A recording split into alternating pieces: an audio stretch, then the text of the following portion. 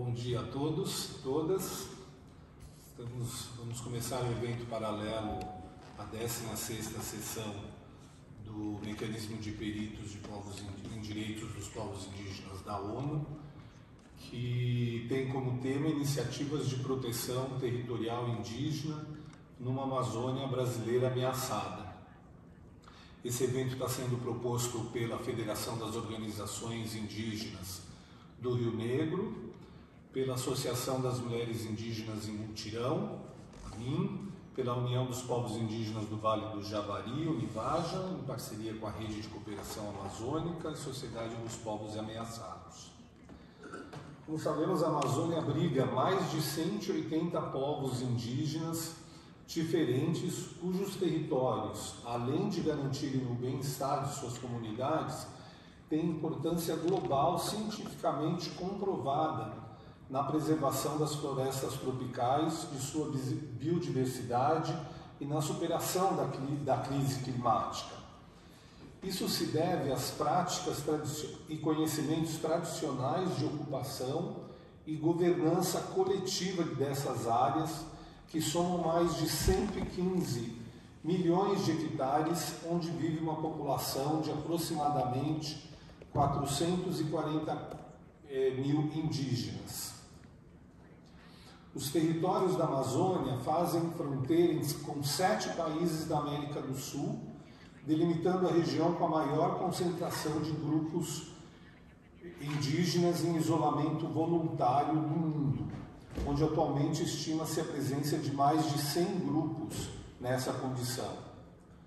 No entanto, as crescentes ameaças aos seus territórios, como invasões, desmatamento, extrativismo, mineração ilegal, monoculturas e grandes empreendimentos no entorno de suas áreas, bem como a crescente tomada da região por cartéis de drogas e grupos paramilitares, resultam em impactos e riscos extremamente elevados à segurança e à vida das comunidades indígenas, intensificados pelo desmonte das políticas de proteção ambiental e territorial que vivemos nos últimos 4 anos no Brasil. Ao mesmo tempo em que os povos da Amazônia brasileira denunciam e pedem a aplicação de seus direitos, eles estão articulando de forma urgente e coletiva suas próprias iniciativas de proteção. E esse é o objetivo desse evento paralelo, apresentar algumas dessas ameaças que estão comprometendo a sobrevivência dos povos dessa região e as soluções e iniciativas próprias que esses povos têm tomado para a proteção dos seus territórios.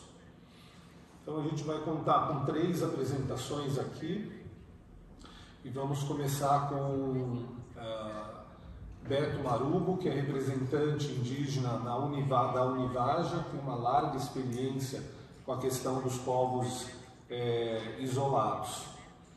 Beto, passo a palavra, 10 minutos. Obrigado, Luiz. Sou Beto Marubo, como o Luiz falou, represento a Univaja, que é a Organização das Nações, Organizações Indígenas lá do Vale do Javari. Então vamos para o que nos interessa. O Vale do Javari ela é a segunda maior terra indígena do país. Dos 114 registros de povos indígenas existentes hoje catalogados pelo governo brasileiro, 16 estão na terra indígena.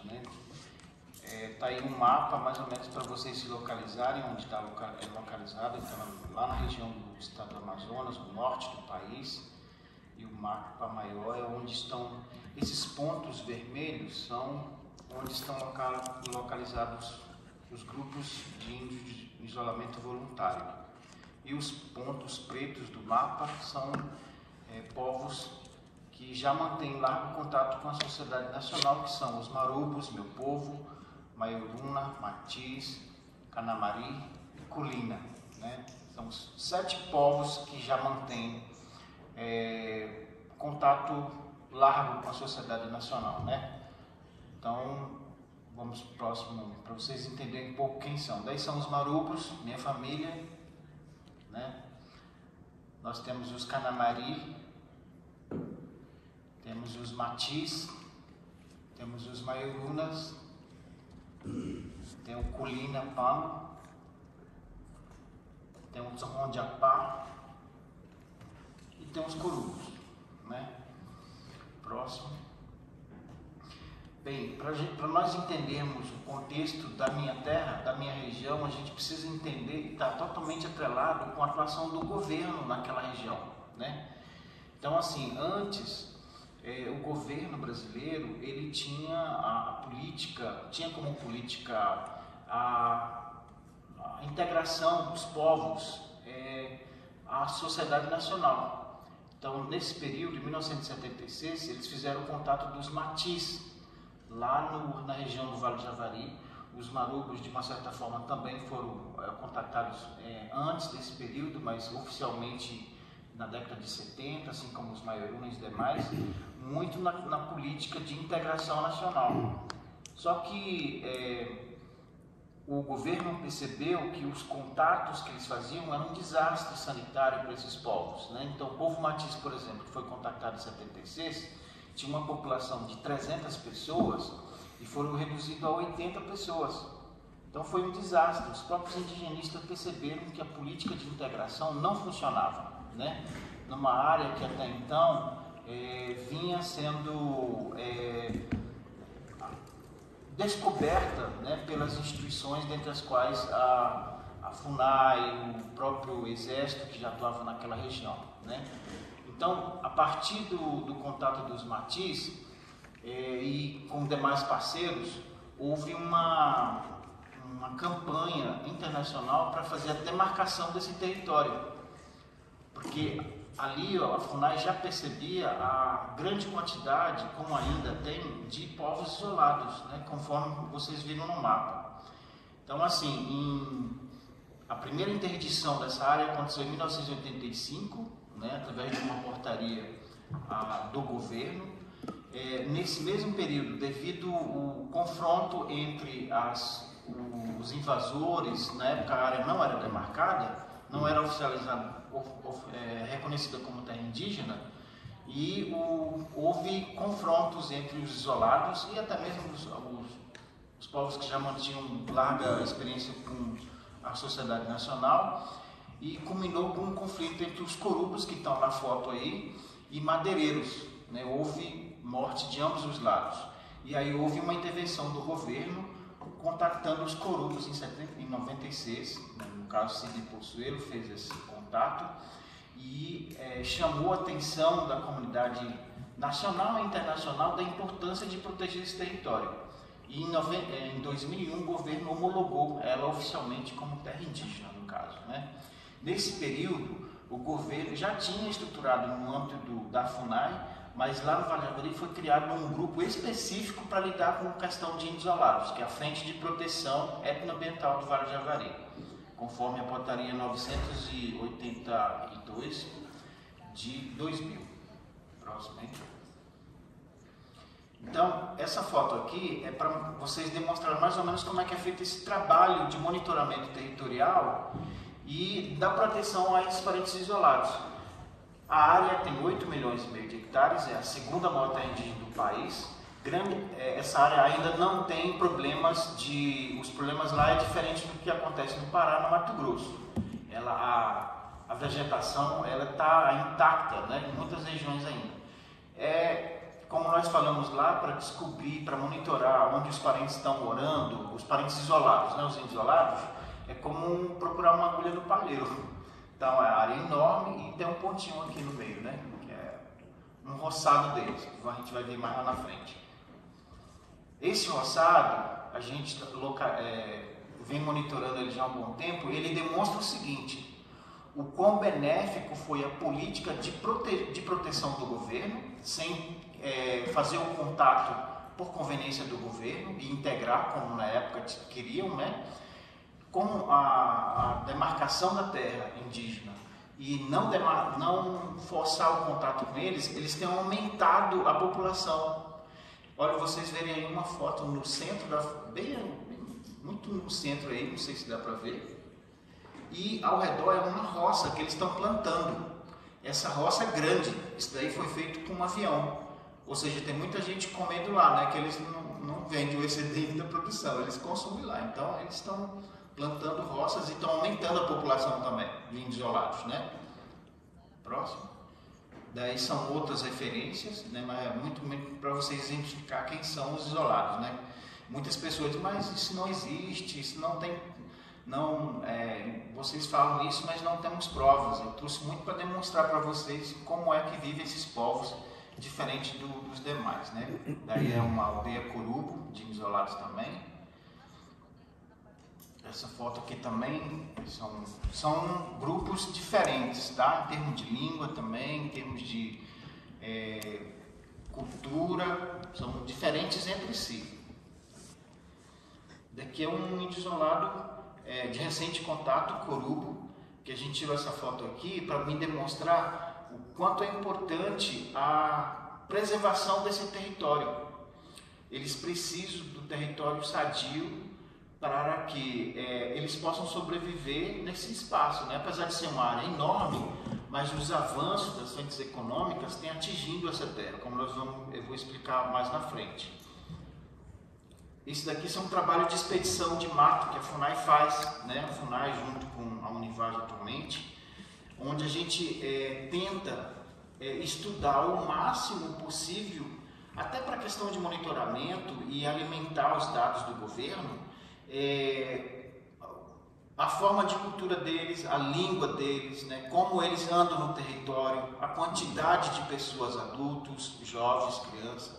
Então isso daí foi uma expedição feita pela FUNAI, né, para monitorar esses indígenas, já que a política é um não contato, mas o governo precisa ter informações, dados importantes para ter isso nos dados, né, até como uma estratégia de proteger esse território. Isso daí são os corubos que foram contactados em 2019, eu participei lá desse contato, né, infelizmente estava tendo atritos entre os matis, que já foram contactados em 96, e os corubos. E nesses casos, a política de proteção aos índios isolados no Brasil exige que a FUNAI apazigue a situação, né? O Estado, como uma instituição isenta, deve intervir. E a intervenção nesse caso foi analisada pelo governo, que era o contato. Eu coordenava essa equipe, e a gente teve que fazer esse contato dos corubos, né, em 2014, 2015 e 2019. Atualmente, conforme o tema dessa reunião fala, temos muitos desafios para proteger essa terra, né? O Vale do Javari, apesar dela não apresentar os mesmos problemas no Pará e Mato Grosso, a gente, com o enfraquecimento da FUNAI, os índios tiveram que se mobilizar, né, para fazer a proteção dessa terra numa região de fronteira. O Vale do Javari está localizado numa região de fronteira com o Peru e a Colômbia. E os problemas desses países, né, estão inseridos em várias situações de vulnerabilidade, né? Por exemplo, as invasões desse território por caça e pesca ilegal. Nós temos um narcotráfico atuando nessa região.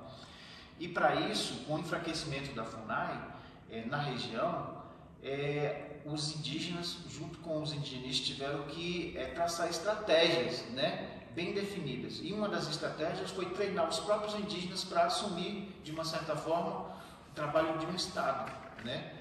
E aí, no caso, é uma equipe indígena que estava treinada para ler mapas, GPS, né, estratégia de como alimentar o governo, as instâncias de controle social, como o Ministério Público Federal, de como aumentou as invasões desse território.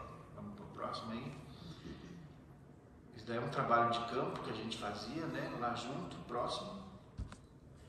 E quero homenagear com isso, né, já que o tempo é muito limitado, esse indigenista, um amigo meu de campo, que também contribuiu demais para a proteção dessa região, que é o Bruno Pereira. Ele foi assassinado ano passado junto com o indigenista Dom Felipe. Foi um parceiro importante, é uma das pessoas que brigou demais no governo Bolsonaro, eu acho que foi uma das vítimas do governo Bolsonaro, para proteger esse território e, sobretudo, a vida dos índios isolados da minha terra. Então, quero homenagear ele nesse momento. Para mim, além de um amigo de 10 anos, para mim um dos grandes indigenistas da atualidade no Brasil. Meu muito obrigado, né? O tempo acho que...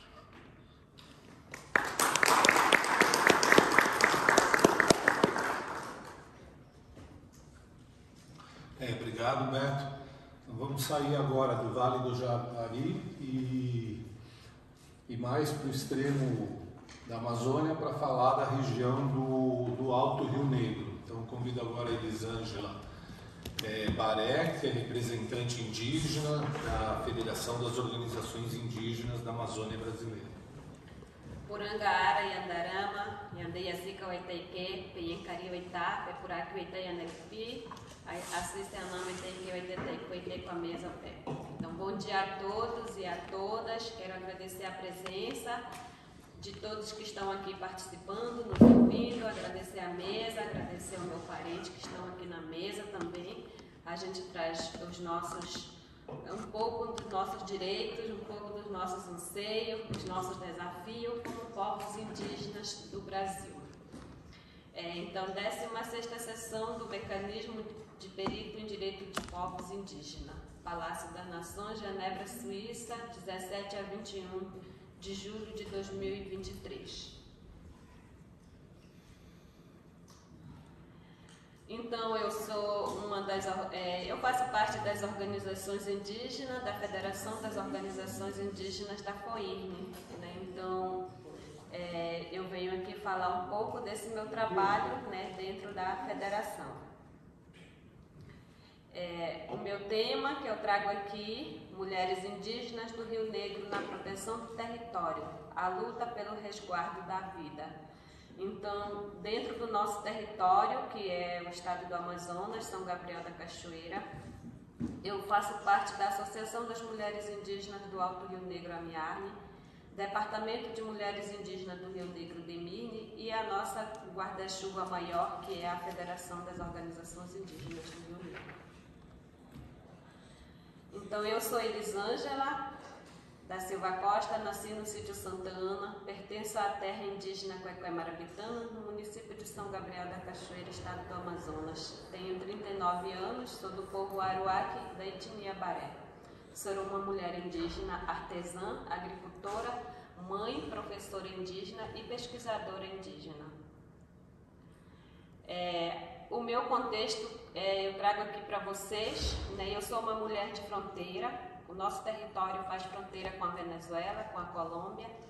Então, é muito difícil para a gente que vive em regiões de fronteira, porque além de ter nossos problemas internos, a gente tem problemas externos, né? Então, trazer para vocês como que nós, mulheres, vimos fazendo o resguardo do nosso território, das nossas vidas, dos nossos direitos.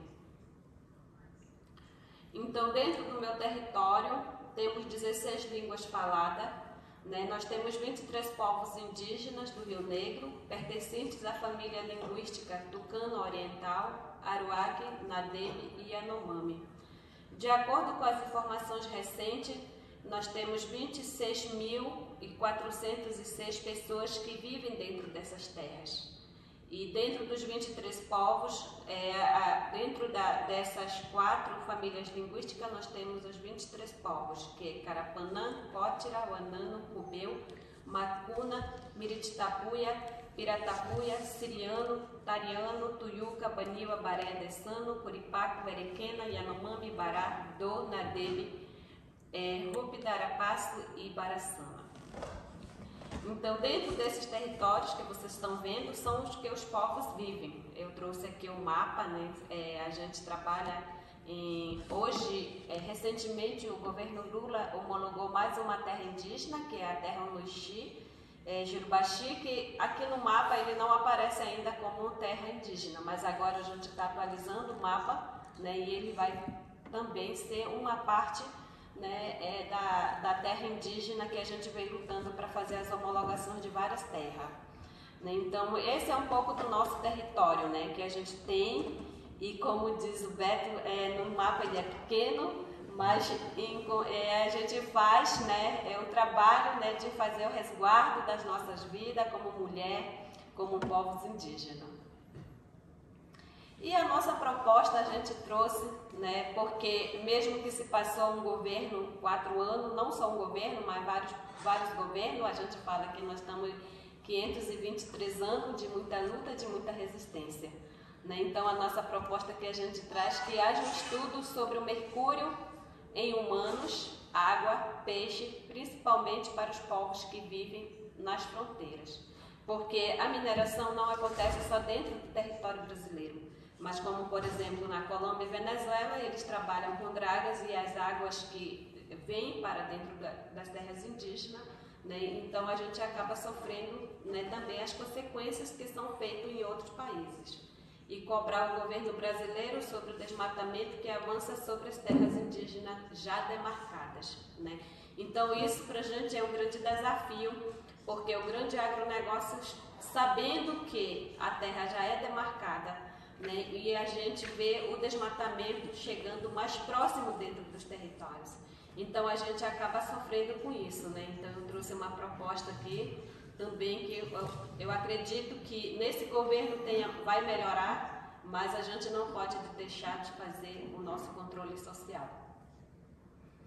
Então, ameaça às mulheres indígenas de zona de fronteira do Rio Negro. As mulheres indígenas do Rio Negro e Brasil enfrentam diversos obstáculos sociais. Em decorrência da globalização e desenvolvimento, sofremos constantemente o racismo da invisibilidade da saúde e na educação diferenciada na geração de renda sustentável. Temos direitos violados, como a paralisação da demarcação das terras indígenas, explosão de garimpo em territórios indígenas, o narcotráfico em áreas de fronteira, a criação de rodovias, o avanço do agropecuário e do desmatamento, causando a destruição em territórios indígenas já demarcada ou homologada. É um grande desafio para nós que vivemos dentro desse território e a gente vive em Brasília, né, fazendo movimentações, né, fazendo diálogo para a gente poder continuar, né, vivendo dentro dessas terras. E a Federação das Organizações Indígenas busca atuar no controle social, resistir para existir, 523 anos de luta. A FOIND nasceu com o lema Terra e Cultura, tendo como principal bandeira de luta defender território, valorizar a cultura dos povos indígenas, que há pelo menos 3.000 anos habitam a região. Valorizar esse território, a floresta, seus habitantes, é a nossa missão. Então, esse é um organograma da Federação das Organizações Indígenas. Ele atua com várias pautas, só para trazer para o conhecimento dos senhores e senhoras, né? E dentro desse organograma está o Departamento de Mulheres Indígenas, que somos nós mulheres que convivemos dentro desse território. E a nossa estratégia de proteção que a gente fez dentro do território, né, em 2002, no primeiro encontro de mulheres indígenas do Rio Negro, participou-se 52 mulheres indígenas e 15 lideranças masculinas. O principal objetivo do encontro foi fortalecer a atuação das habilidades femininas indígenas dentro do território. Isso resultou na criação do Departamento de Mulheres do Rio Negro, DEMIRNE. E aqui eu trago para vocês a foto da nossa criação, das mulheres que não sabem ler, não sabem escrever, não sabem falar a língua portuguesa, não passaram por escola, apesar do que nosso território, né, tivemos muitos internatos, né, padre, evangelização, mas a gente criou o Departamento de Mulheres a partir de pessoas que não sabiam ler, não sabiam escrever, porque acreditávamos que o nosso saber como mulher indígena precisava ser protegido e precisava ser ouvido também. E a gente faz também isso, incentivar a participação das mulheres na formação de implementação, avaliação e controle social das políticas públicas. Porque nós, como eu falei ontem, a mineração não é o que a gente quer dentro das terras indígenas, porque a mineração causa muitas doenças, como malária, né, como, por exemplo, a própria doenças que vêm, né, da água, como vômito, diarreia. Então, a gente tenta colocar as nossas demandas dentro, né, da saúde indígena para que a gente possa também, né, ser ouvida e colocar com que o governo possa saber o que é a nossa demanda com relação à política de saúde. E por isso a gente participou muito do plano de gestão territorial ambiental das terras indígenas, colocando o que nós mulheres sonhamos com a educação escolar indígena, o que nós sonhamos com a alimentação saudável, o que nós sonhamos de fato com a formação dos professores, o que de fato sonhamos com o que o jovem deve aprender dentro das escolas. E com todos, né, aqui, nem todos conhecem, nós tivemos o decreto 7.747, de 5 de junho de 2012, de caráter dinâmico, conhecido de uma forma de expressar o protagonismo e autonomia e a autodeterminação dos povos originários. E nós, mulheres rionegrina, participamos ativamente das formações e construção do plano de vida que busca a defesa das nossas casas e das nossas vidas, sempre respeitando a nossa ancestralidade. Nós não sabíamos falar lei, mesmo que tendo a Constituição Federal, da ONU, nossa, do Brasil, nós mulheres, nós não sabíamos falar, a lei tem que ser isso. Mas a gente encontrou a estratégia que a gente cita a lei, o decreto, o inciso, para a gente poder fazer a defesa da nossa ancestralidade, do nosso direito à vida, do nosso direito à saúde, do nosso direito à educação. Apesar do que está escrito dentro da Constituição, a gente vai encontrando várias ferramentas para enfrentar a vida dentro da sociedade brasileira. E aqui outra estratégia foi a criação de promotoras legais dentro das terras indígenas, que recebam essas formações, né, e possam ser as multiplicadoras dentro das terras indígenas na sua própria língua, na língua indígena. Em Gatuba, vocês viram que eu citei 23 povos. Então, dentro deles, nós temos 16 línguas faladas. Então, cada mulher que está em pé aqui é uma mulher que fala a sua própria língua, que escreve a sua língua e vive em território diferente. Esse projeto, né, de gênero, né, ele tem como objetivo de compreender as dinâmicas locais, mobilizar ações para combater as formas de violência as quais as mulheres indígenas de Rionegrina perpassam. São diversas, né? Além da nossa tradição, a gente também acaba sofrendo os externos. A participação na construção de protocolos de consulta, mais uma ferramenta, né, que nós mulheres, a gente recebeu, né, esse certificado das mulheres, porque a gente sempre cobrava que a gente quer falar também. Pode ser que ninguém fale português, mas a gente fala a nossa língua. Então aqui a gente recebeu uma homenagem, né, porque a gente sempre estava incentivando as mulheres, os jovens, as crianças, as mulheres de recente contato, como por exemplo as mulheres Nadeb, as mulheres Rupi, as mulheres Dou, as mulheres Yanomami. Então a gente também sempre está nessa luta de incentivar. Aqui eu trouxe um pouco esse contexto, mas acredito que quem quiser pegar o slide depois pode pegar sobre o protocolo de consulta, né, que fala dos artigos 216 e 231 que a gente utiliza a mais, né, dentro das nossas participações fora da nossa terra. As mulheres indígenas têm se articulado para proteger e participar ativamente da elaboração e implementação do mecanismo próprio de governança e proteção.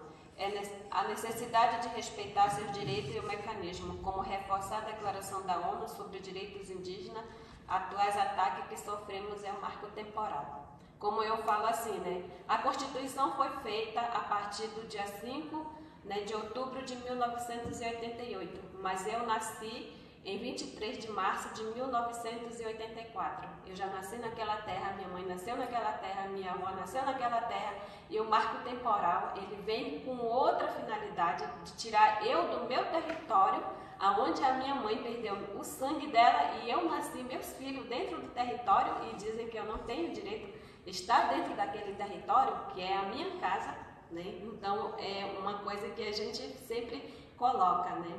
Então, a gente vê que a gente avança em alguns contextos, mas em outros contextos vem chegando e a gente precisa levar a nossa reivindicação. E eu digo aqui, em nome das mulheres indígenas, em nome dos povos indígenas do Brasil, não ao marco temporal. E aqui nós continuamos na luta de frente, nós temos a Janete, que é a nossa diretora de referência, que é a nossa referência como mulher indígena dentro da federação. né? E ela fala do nosso protocolo de consulta, levando para os territórios e levando para diversos âmbitos também de governo. A nossa proposta, eu também sempre coloquei, que as Nações Unidas possam fazer recomendações ao governo brasileiro sobre o reconhecimento do nosso plano de gestão territorial ambiental das terras indígenas, do Rio Negro e demais povos. Respeitar e fazer cumprir o protocolo de consulta do Rio Negro e demais protocolos dos povos originários do Brasil. O que eu tenho ninguém pode tirar de mim. Meu sorriso, minha liberdade, minha vida, obrigada. Coicaturete, moite biara, becoite que pesendoita e coi acontai.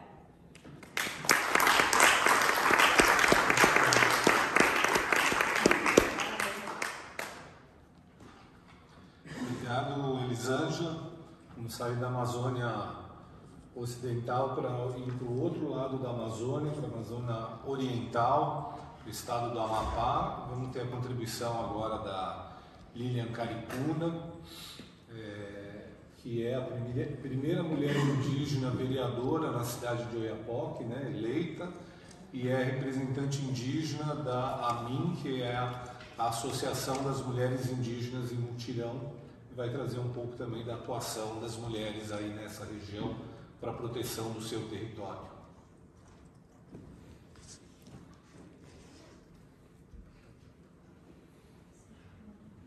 Isso é o que está passando lá. Então, bom dia a todos. Primeiramente, agradecer aos espíritos sobrenaturais, meus caruanos, por esse momento valoroso e importante que é trazer a voz dos 4 povos do município de Oiapoque, estado do Amapá. Dizer que é um enorme prazer estar aqui hoje na sede da ONU, fazendo essa representatividade em nome das 4 etnias do meu município.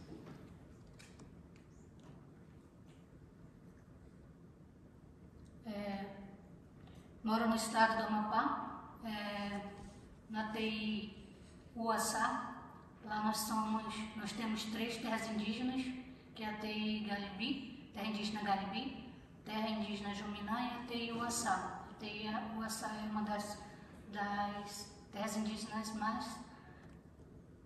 maiores, que é a TI Juminá e a Galibi. Nós somos 4 etnias no município de Oiapoque: Caripuna, Galibi Maruono, Palicu e Galibi Calirã.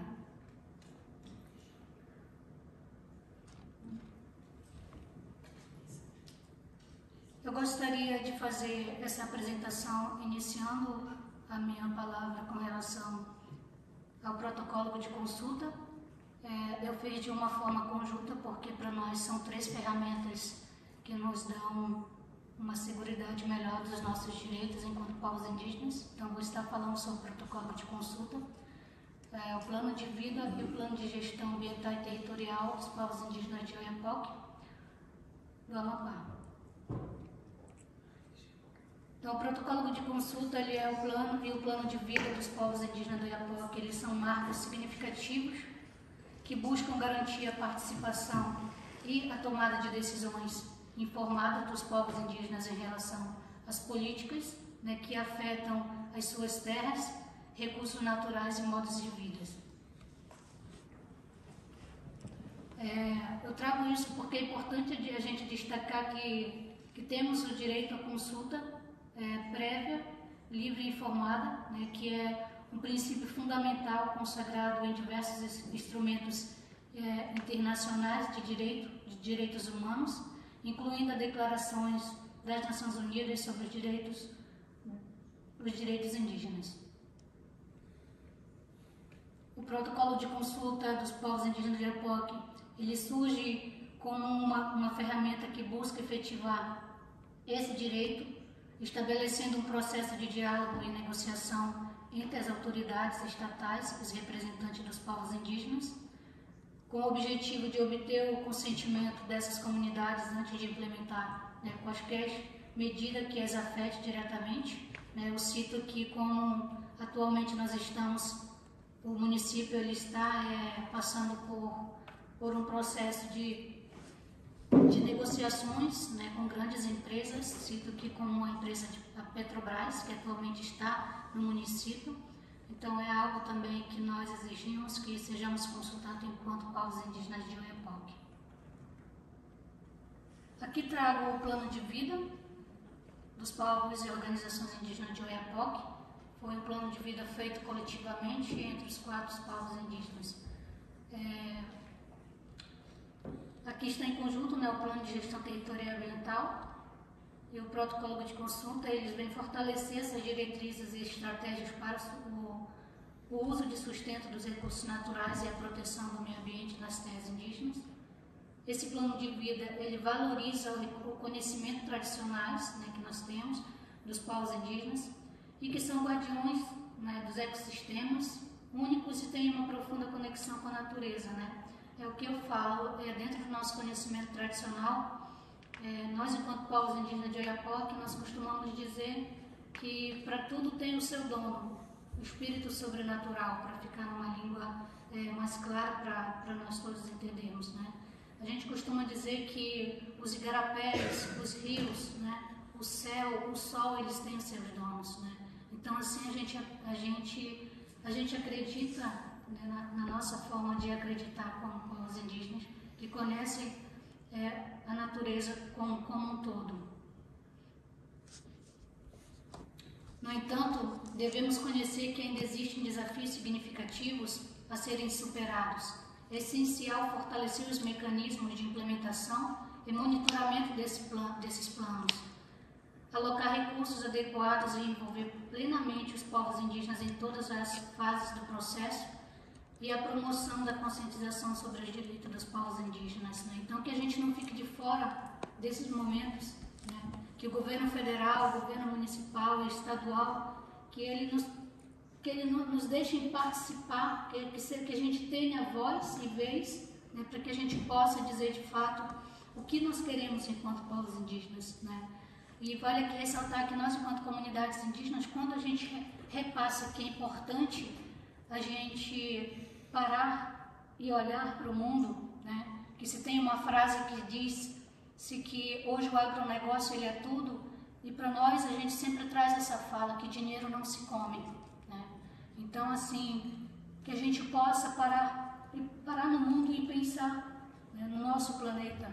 E nós, enquanto povos indígenas, a gente não fala só para nós, a gente fala para o mundo inteiro a importância de ter a Amazônia viva, né, como pulmão do mundo. Eu não poderia deixar de fazer essa apresentação sem falar, né, desse momento em que a gente vive hoje, nessa atualidade, dentro do cenário da política partidária hoje no Brasil, né, que é trazer aqui essa questão, né, que hoje se discute no Congresso Nacional, a tese do marco temporal, que ela integra uma iniciativa da bancada ruralista cujo propósito é invadir e explorar de forma indevida os territórios indígenas. Atualmente, esta tese ela representa uma ameaça à nossa democracia, ao direito dos povos indígenas e à preservação da vida no planeta. Ela está sendo discutida em 2 instâncias, né, por meio de um julgamento suspenso no Supremo Tribunal Federal, né, o STF, e no Senado Federal através do projeto de lei 2903/2023, conhecido anteriormente na Câmara dos Deputados como projeto de lei 490/2007. O marco temporal ele busca estabelecer que somente as terras ocupadas pelos povos indígenas até a data de promulgação da Constituição Federal em 5 de outubro de 1988, né, sejam elas reconhecidas como pertencentes a eles. Então, essa proposta ela tem como objetivo restringir o direito dos povos indígenas sobre seus territórios, favorecendo principalmente os fazendeiros, né, e ruralistas que invadiram as terras indígenas em períodos anteriores e agora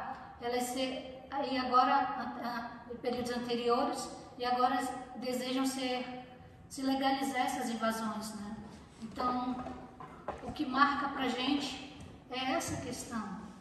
Povos originários do Brasil é uma fala muito forte que não se define em qualquer outra questão, né? Como a minha parenta Elisângela colocou aqui, nós nascemos naquele território, nossos avós, nossos ancestrais nasceram naquele território. E como é que vem hoje pessoas que não conhecem nossa história, ou que conhecem mais, não fazem caso de dizer que conhecem, né? E omitir, homens que omitem hoje o histórico profundo que existe povos, né, no Brasil e que não tem terra. Nós antes éramos povos que não tinham fronteiras. Hoje a gente não consegue percorrer os nossos territórios porque somos impedidos.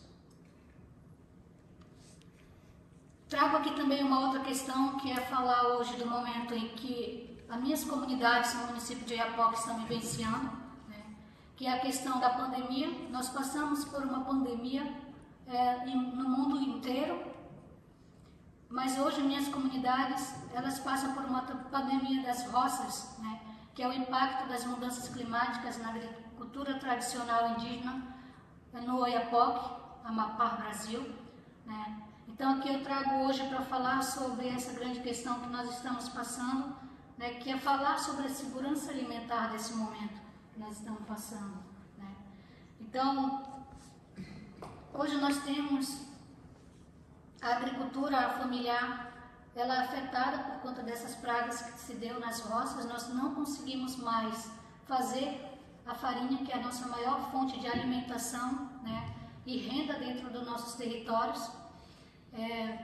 Perdemos aí mais de 150 pés de mandiocas e manivas, que a gente chama, que são as espécies nas quais nós temos dentro dos nossos territórios, né? E isso para a gente é muito grave, porque perde-se todo um conhecimento também que a gente tem dentro do nosso território. Isso para a gente é muito dolorido. Ouvir que a gente não tem mais a nossa fonte de renda e nossa maior fonte de alimentação, isso é muito grave. Trata-se de uma crise humanitária para nós, os povos indígenas de Oiapoque. E aqui eu trago esse grito de socorro das minhas comunidades, das 4 etnias. E isso para mim também, para nós enquanto comunidades, né, a gente pensa que isso é uma diminuição significativa da renda familiar indígena ameaçada no nosso território, né. Haja vista que antes de vir para cá, eu passei 10 dias dentro dos territórios, né, caminhando em diversas comunidades, e lá já se vê famílias, né, desesperadas porque não tem farinha. Nós tínhamos a safra do açaí e termina agora no período de agosto a safra do açaí. Então é algo muito difícil para a gente, porque para nós o importante é a farinha. Nós temos o peixe, nós temos a caça, mas não temos a farinha. Isso para a gente é muito difícil conviver com essa realidade hoje, né? Isso para a gente, de uma certa forma, ela traz a desvalorização do conhecimento indígena e a perca de variedades, né, que é a qual eu falei aqui, das manivas. Então, sim, estamos enfrentando hoje essas questões, né, de crise humanitária por conta dessa nossa fonte de renda e alimentação de dentro das comunidades indígenas. Dizer também que nós já entramos em contato com o governo estadual, né? O governo presidencial também já está em ciência, porque eu trouxe essa realidade, né? Estive em Brasília, tive contato com os deputados e senadores do meu estado, do Amapá, e levei essa questão, um pedido de apoio, de socorro, mas esse apoio ele é momentâneo e isso para a gente é muito difícil, porque o que nós queremos encontrar hoje é uma solução. E aqui eu trago algumas imagens, né, da forma como está hoje afetado as nossas roças dentro dos nossos territórios. Então aqui é uma roça, né, do antes e o depois, né? A gente pode ver aqui ela no período em que as manivas elas estavam todas verdes e após uma semana a gente voltou e ela já estava assim, sem as manivas, né? Morreram todas. Aqui a gente traz a produção da farinha, que é a principal fonte de alimentação e a renda das famílias indígenas de Oiapoque, que é a qual eu falei anteriormente. Nós abastecemos o município de Oiapoque mais de 50% com a venda da farinha, né, da mandioca e seus derivados. Então, essa foi a minha apresentação. Eu agradeço a todos os parceiros que aqui nos trouxeram para que a gente possa passar essa mensagem a todos. Agradecer em especial, em nome de cada liderança, os parceiros que aqui nos dão essa liberdade para trazer a nossa voz às comunidades do município de Oiapoque. Obrigada a todos.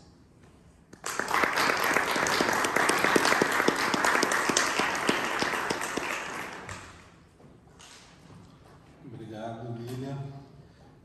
Queria convidar agora a Eliane Fernandes, que é antropóloga da Sociedade em Prol dos Povos Ameaçados, que ficou com a missão de tentar fazer um apanhado aqui da conversa até agora.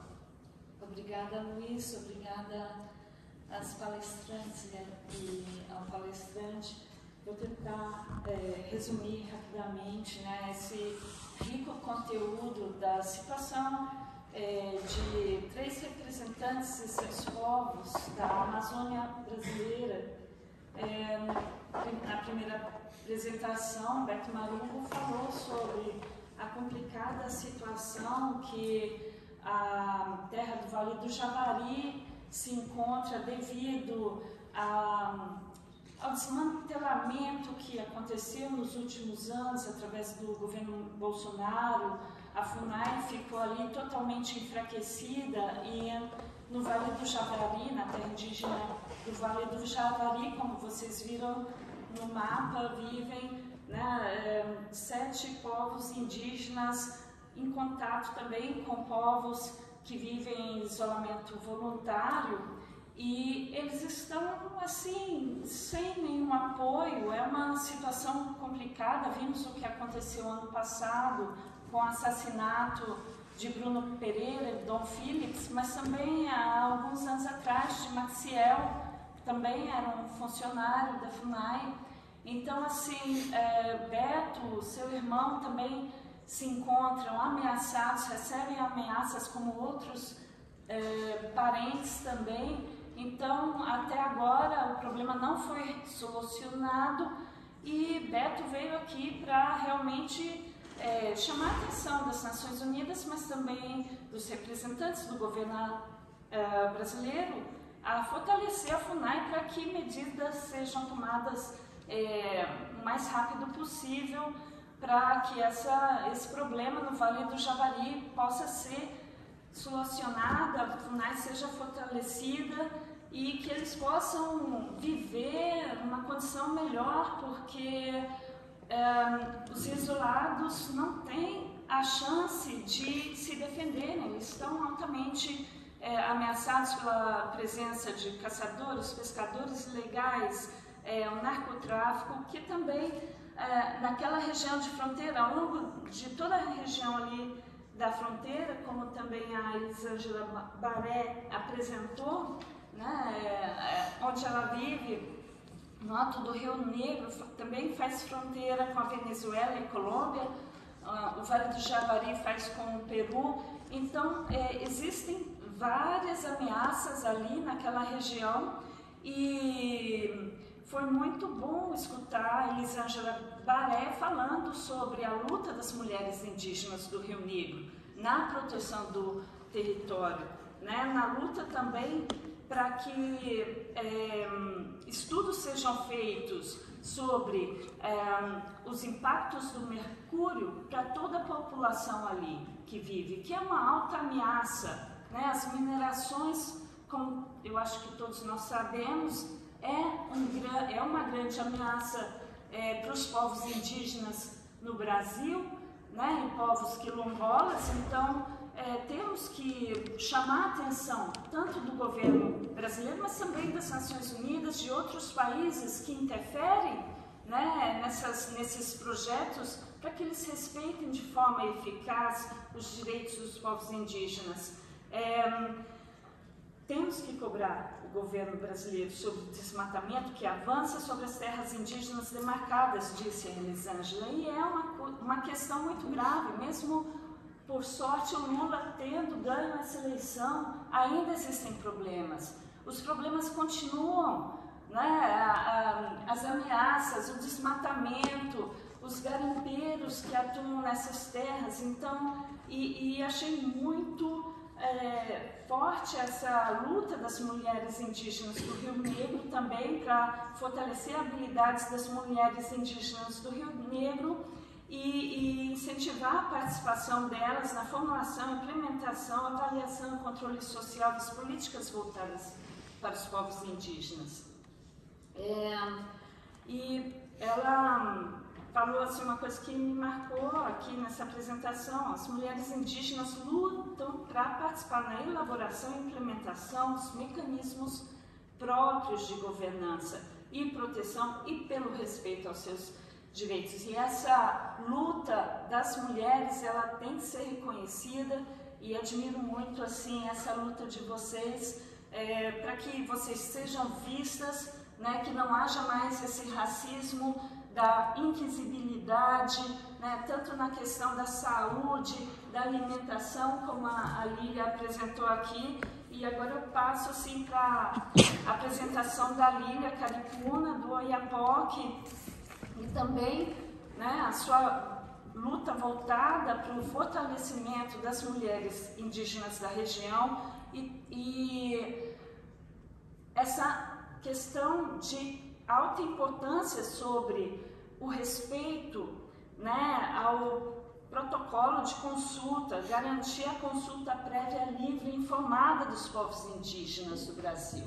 Não é uma coisa assim que o governo não pode desrespeitar isso, ou também as instituições que vêm com projetos e desrespeitam isso descaradamente. Então, eu acho que é uma coisa que também as Nações Unidas têm que averiguar com mais firmeza, e também o governo brasileiro, porque vocês são afetados diretamente.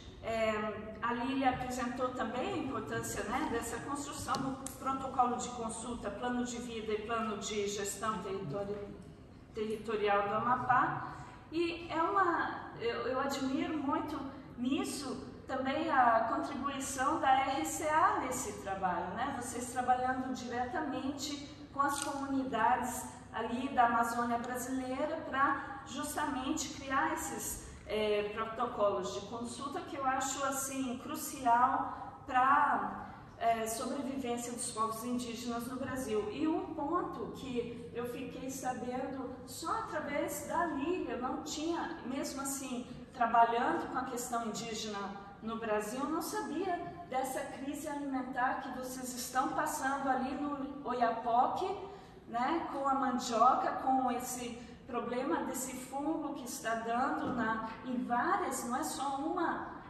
diversidade, só um tipo de mandioca, são mais de 30 espécies e todas elas estão afetadas. É uma crise alimentar que pode acabar com uma população. Eu mesmo trabalho com o povo Axaninca do Acre, que vive, né, se alimentando da macaxeira, e a Lília apresentou aqui a questão, né, da farinha, que é um produto feito da mandioca, como fonte de alimento de seus povos e também de sua renda. Inclusive, eles se alimentam até o mercado regional do Oiapoque. Então, assim, isso se tornou invisível, isso tem que se dar, assim, tem que ser dado visibilidade a todos esses problemas, seja dos povos isolados, da crise alimentar, né, do fortalecimento das mulheres na luta indígena, de toda essa situação do que acontece na Amazônia brasileira e além dela. Então, assim, eu quero deixar agora o espaço para perguntas de vocês e parabéns pela luta de vocês. E não é esse PL destruidor e avassador aí que ameaça os povos indígenas do Brasil.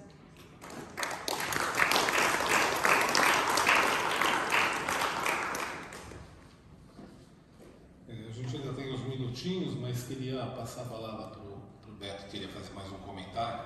Eu queria só aproveitar esse momento, essa oportunidade, de reforçar, né, para que ao sistema ONU, né, as autoridades aqui que representam o país, cobrar do governo brasileiro incisivamente a importância do papel do órgão brasileiro, a FUNAI, na proteção dos índios isolados.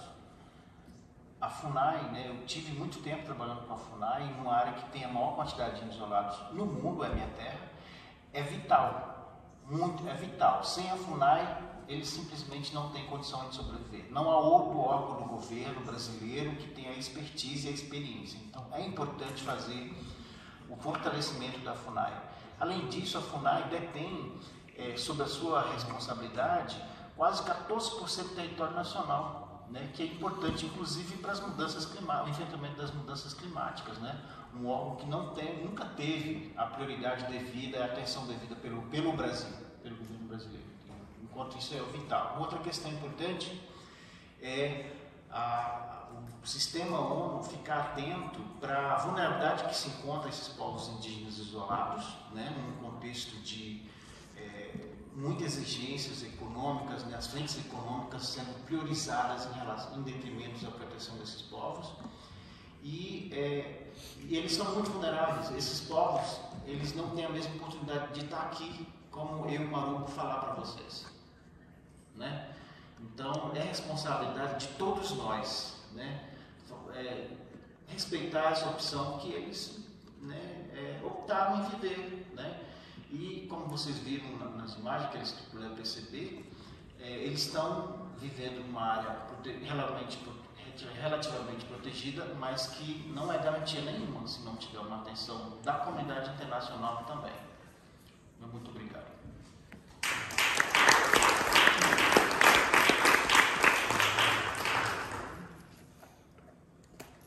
Elisângela também tinha um comentário.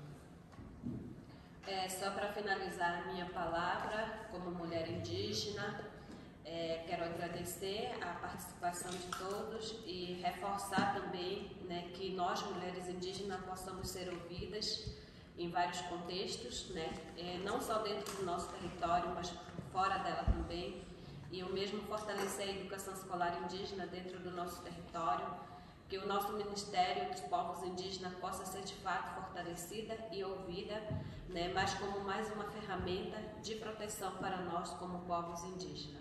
Então, isso é a minha palavra. Muito obrigada.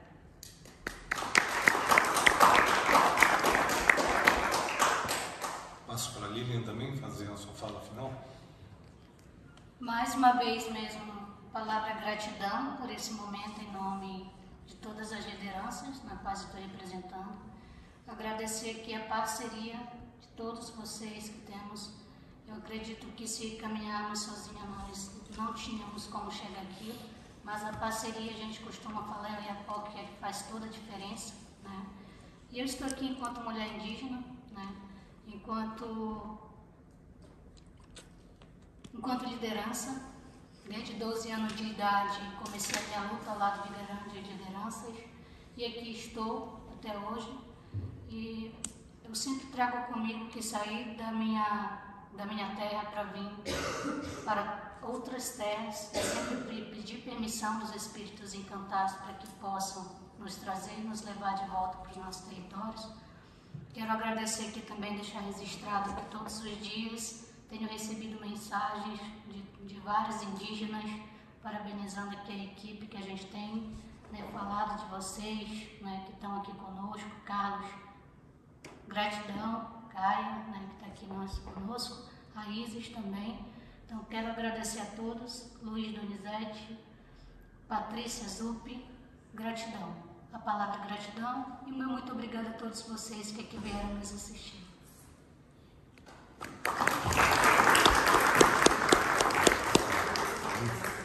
Eu queria agradecer a presença de todos.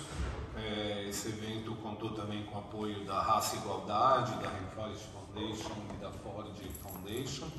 E a gente precisa encerrar porque a sala já vai receber um novo evento, mas eu convido também quem tiver alguma pergunta que a gente não teve tempo de desenvolver aqui para conversar ali do lado de fora da sala. Muito obrigado a todos.